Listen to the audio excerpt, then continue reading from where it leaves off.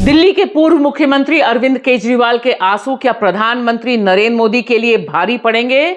जिस तरह से देश की राजधानी में दिल्ली में स्पेशल सीबीआई कोर्ट ने दिल्ली के शराब घोटाले मामले में अरविंद केजरीवाल, मनीष सिसोदिया समेत तमाम 21 आरोपियों को बाइज्जत बरी ही नहीं किया है, बल्कि पूरे के पूरे केस को डिसमिस कर दिया है।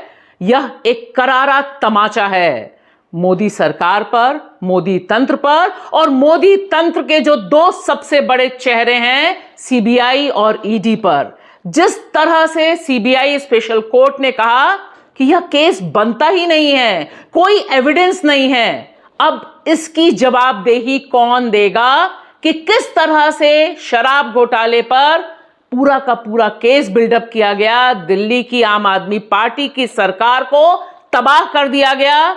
देश के इतिहास में पहली बार एक मुख्यमंत्री को जेल से काम करना पड़ा और आज अरविंद केजरीवाल जब रो रहे हैं तब दरअसल बड़े सवाल खड़े हो रहे हैं। अतिथि केजरीवाल भ्रष्ट है, केजरीवाल भ्रष्ट है।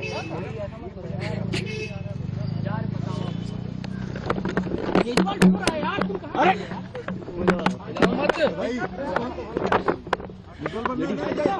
हो गया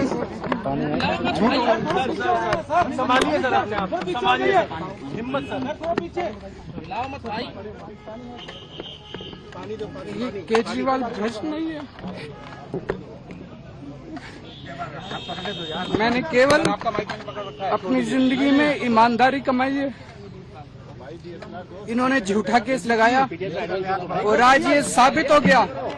कोर्ट ने कहा है कि केजरीवाल कट्टर ईमानदार है, मनीष सिसोदिया कट्टर ईमानदार है, आम आदमी पार्टी कट्टर ईमानदार है।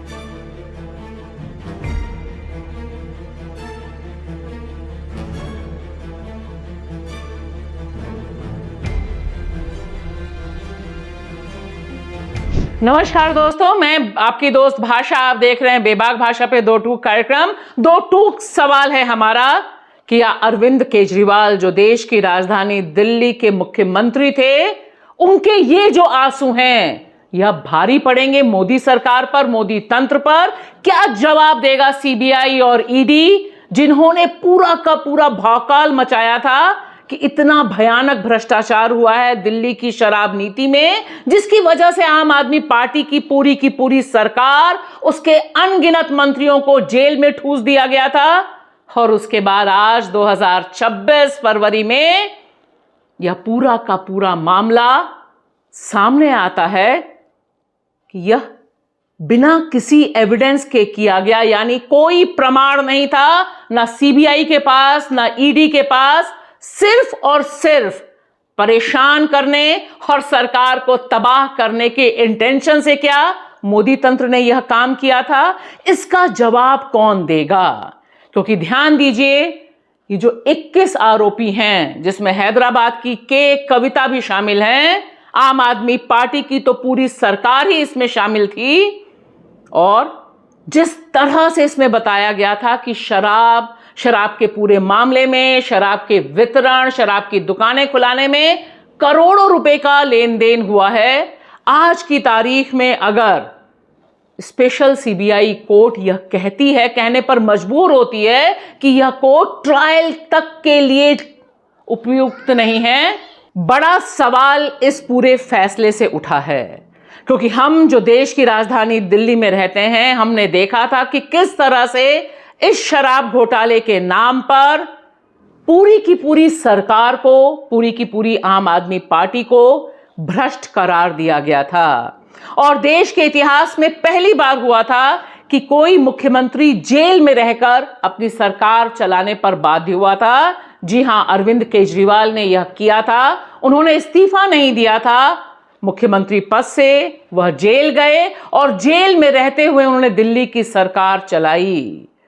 और तब से लेकर अभी तक अरविंद केजरीवाल, आम आदमी पार्टी की सरकार और तमाम आरोपी एक ही स्वर में कह रहे थे कि यह पूरा का पूरा मामला फर्जी है, पॉलिटिकल रंजिश से भरा हुआ है, राजनीतिक बदला लेने की नीयत से भरा हुआ है। और आज जब सीबीआई की यह स्पेशल कोर्ट कहती है कि किस तरह से यह फर्जी मामला बनाया गया, एक भी प्रमाण नहीं, जो अप्रूवर हैं, यानी जिनकी गवाही पर सारा का सारा केस सीबीआई और ईडी ने बिल्डअप किया, उन सबको आपने पार्डन कर दिया।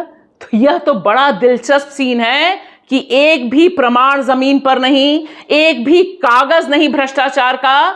2-4 ऐसे लोग जो इस मामले में लिप्त बताए गए थे, उन्हीं पर दबाव डालकर आपने इन 21 लोगों के खिलाफ मामला दर्ज किया और बाद में उन्हें आपने कहा कि क्योंकि तुमने हमारी मदद की है इसलिए हम तुम्हें राहत देते हैं।